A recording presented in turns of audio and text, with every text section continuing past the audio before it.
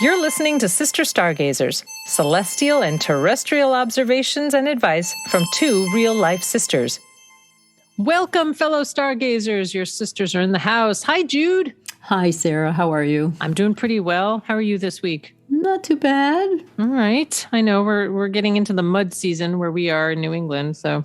Yes. And this week we are looking at episode 27, Sunday, March 13th through Saturday, March 19th. A bit of an emotionally charged week. Where do we want to start? Well, yes, it's been a very emotionally charged several weeks, but this coming week might just push us all over the edge. I don't mean to be flippant about it either, but we have a full moon coming up. Yes. And we have, first of all, at the top of the week, Sunday the 13th, the sun in Pisces conjuncts Neptune. And Neptune is this dream world, it's like big gas, giant planet. It's out there past Jupiter. It relates to the collective unconscious, the giant ocean, the sea of possibility, the dreams of ages. It's just a very nebulous, can be inspirational, can be confusing, deceptive, full of illusions, glamour. These are the two sides of the same coin. And we can take on some of the inspirational qualities of Neptune, like when we're inspired, or when we see something that's beautiful, or something moves us, a painting, a dance, a performance, a piece of music. When you're moved by beauty or the creation of beauty, you are experiencing Neptune at the higher level. Right. When you're in dreams, also daydreaming, when you're feeling like depressed and disillusioned and deceived or deranged in a way, Neptune can also be those things that take us down into like a level of disillusion. So you're experiencing a fragmentation of what you're perceiving. Yeah. Things don't hold together. They tend to fall apart. And that's the very thing at the highest level that beauty does. It holds things together and it makes a container for us to experience something in a really inspired way. Right. So Neptune is something to pay attention to this week. Yep. It starts long before Sunday the 13th, but Neptune is a very big part of this week because the moon will be opposite the sun on the 18th. And the sun's at 27 degrees. Neptune's at 23 degrees, and Jupiter is at 18 degrees of Pisces, and also Mercury is right there at 13 degrees of Pisces. So you have this stellium of planets in Pisces that are opposing the moon. Yeah. So Neptune is very active in this lunation, in this full moon lunation. So I want to make sure that folks understand, take a deep breath if you become emotional. Yeah. Really step back if you're reacting. Yeah. If something seems bigger than it is, or if it all of a sudden feels overwhelming, because that sense of overwhelm is totally possible now with Jupiter conjunct Mercury, then conjunct Neptune, conjunct the sun, right? Yeah. That's a very busy, packed piece of Pisces. That's a small slice of the 360-degree pie that is the zodiac. Right. And you've got your sense of self. You've got this sense of disillusion or illusion or reverie or inspiration, really depending on how things are affecting you, and that all will be magnified. So it's a touchy time. Right. It's a very touchy time. Dreams might be more lucid, more disturbing, more inspiring at the same time. Yeah. Because there's also a sextile to Uranus from Mercury. So Mercury is at 13 degrees Pisces. There may be some inspired words or inspired thoughts that you might, intuit or might just drop into your head. There might be insights that you gather that you hadn't had access to before. So this is incredibly powerful. On the world stage, as this whole thing kind of unfolds, it was hard to ignore when we first got together talking about this week. And we said, oh, let's look at the Sabian symbols for the moon, right? Right. So the full moon is opposite the sun. The full moon's in 28 degrees Virgo. So we thought, well, let's look at the Sabian symbol for the moon. It's a full moon. And we came up with this. Right. I pulled out Dane Rudyard, the astrological mandala. So the moon is at a position, it's 27 degrees, 40 minutes. So that's really 28 degrees. And the Sabian symbol is a bald-headed man who has seized power. Of course, we immediately went there. I know, both of us we went there. So the keynote is the sheer power of personality in times that call for decision. Yeah. It's acting out on the world stage, right? But in our own personal lives, is there a decision that we need to make? Yeah. Is there something that we need to do? I just want to read a little bit more of what Dane Rudyard says about this degree. Yes, please. So whether at the religious or at the socio-political and cultural level, there comes a time when obsolescent patterns of order and cultural refinement have to be radically and relentlessly challenged. Catabolic personages emerge to seize power and dictate decisions that alter the structures of society, or, within an individual life, an intense urge for cathartic changes mobilizes the will, and traumatic decisions are made. At such times, the issue has to be met, and ruthless as the power may appear, it must be accepted.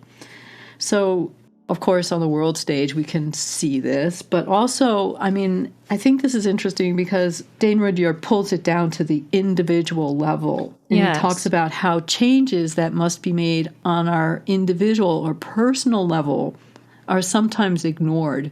But this is the time when we have the power, when we can seize the power to make the changes that we want to make. And though they may appear to be ruthless or unwarranted, we may need to make them nonetheless. Right. The other piece of this, which I started looking at in the chart, is that the moon is trine Pluto. Our good friend Pluto, we know what that's all about. Yeah. At 28 degrees Capricorn. Okay. It's just about exact. And the moon trine Pluto it gives a sense of moodiness, introspection, sensitivity, emotional intensity, a tendency to become completely absorbed in interpersonal relationships. So at the time of this full moon, it would be really great to step back. Yes. And that was the card that you pulled. Yes. Well, I didn't have a choice with this card. It actually flew out of the deck and landed at my feet. And it's the Knight of Cups. And this is the traditional Rider-Waite tarot card. It's interesting, I'll just say, because Mercury is in Pisces, I will, of course, put a link to this card. But if you look at it, it is a figure in armor. The visor is up. So the person's seeing, and they're seeing forward. They're on a very calm horse, looking like they're about to cross water. But on the helmet of this figure and on its armored feet are wings. And the tunic that this character is in is illustrated with fish and water. So I'm just going to say that this is Mercury in Pisces delivering a message of calm, stay cool, stay focused, keep your eye on what's ahead of you, keep yourself on the horse. It is in the world of emotion, like steady emotion. If you're going to communicate it, like you said, take a step back, evaluate, try not to be reactive. Yes, and be in your heart. Be in your heart. Yeah. Yep. The other thing I wanted to read about, we can read about the sun too. This was interesting because this Sabian symbol for the sun had the moon in it, which I thought was interesting. Yeah. So the sun's at 27 degrees, 40 minutes. Pisces, it gets rounded up to 28 degrees Pisces. So here's the image for that degree of the sun in Pisces. A fertile garden under the full moon reveals a variety of full-grown vegetables, and the keynote is the full satisfaction of the individual's basic needs. So we were like, that doesn't make any sense. But then when you kind of think about it a little bit, the moon is casting its light. So this bald-headed man who sees his power as the moon is casting a light onto all of the garden, the place where things grow and where there's a variety of things that are already fully grown. So it's late in the season. Right. Things are fully grown, ready to be harvested. This may point to a time, even though we're right on the cusp of this season, this new season, the end of this astrological year, right? Yes. This is the ending. This is the very end of the astrological year as we move into the 0-degree Aries point. Yep. The equinox is coming just after this weekend of the 18th. Right. The 20th. That's 0 degrees Aries. Yeah. That's the spring equinox. So it may point to a time later in the year when we can fall back on or work with what we've harvested from what we've planted now. Yeah. And is there a decision that you have to make that you maybe need to take power over? Yeah. And have that be something that will be harvestable later. It may not be something that's available to you now. I mean, of course, like on the world stage, we can see so much death and destruction, right? It's so much unnecessary hardship. But at the same time, at the individual level, what can we do to prepare? Yep. It's like I just read that the Ukraine has its fields are fallow right now. And the seeds that they would be planting now are not being delivered. Yep. It's a fertile land. It's the breadbasket of Europe. It's 40% of the grain that's exported to Europe. So, yes. I mean, we personally might consider maybe growing a garden, start to plant seeds to become more self-sufficient so that we're less dependent on the impulses of power-hungry individuals or people outside of our circle that may have power over us or over our circumstances that we may not be able to change. Yes. This is a really difficult full moon. And the sun is also making a sextile to Pluto. So this is, this call to power, willfulness, strong desires, an urge towards self-transformation, all of these things, a compulsion towards self-assertion. This garden image, it was interesting too, because it's under the full moon. So it's also sort of this garden in the dark, which makes me think of what are your own resources that you may not also be tapping into? Like what is available to you that you sort of have to go out and find it, but it's there. And the moon is kind of illuminating, like, look at what you have at your disposal to use, or that, if you plant the right seeds, that will bear for you. The idea that this garden under the full moon, it's like a secret garden almost, that if we can tap into to pull from ourselves our own will, our own resources. Yes. And the moonlight is such a different kind of light. Yes. This moonlight that shines on this garden of these fully grown vegetables, they're ready to be harvested. There may be something that you need to see, within yourself. Like we all need to step it up, like we've been cultivating our resources and our gifts for a long time.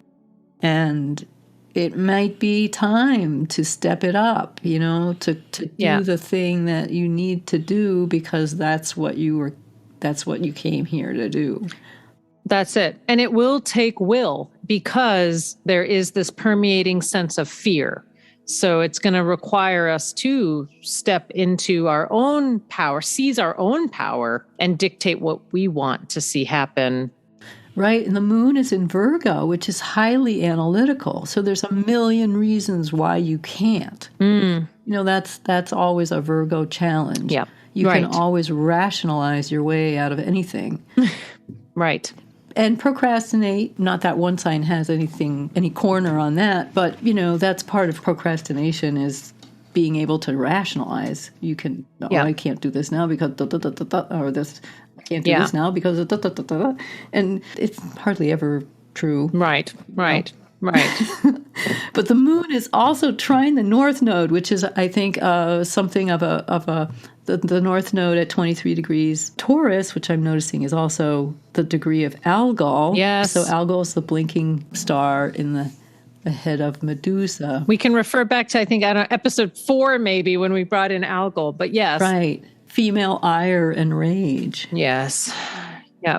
So we have some reserves we can tap. Yes. Yes. If the bald man is like being too much of a jerk. Yeah, absolutely. And, the focus that amidst all the emotional upheaval, can you keep your focus? Can you keep your eye forward? Can you stay on the horse? Yeah. And North Node is about forward, isn't it? North Node is about the karmic future. Right. North Node in Taurus is about the earth.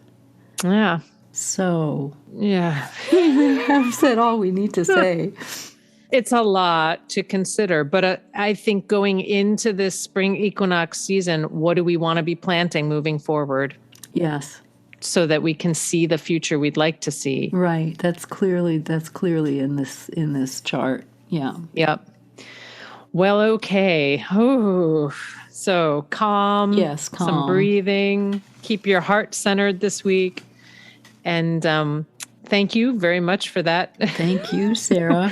And for those of you with questions, comments, you can send us an email at Connected Sister Stargazers. You could leave us a message at any of the one platforms where you're finding us.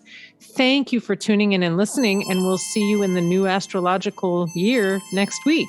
Take care, everybody. Bye for now. Thanks for listening to Sister Stargazers. Let us know what worked for you this week. Find us on Facebook and post a comment at Sister Stargazers.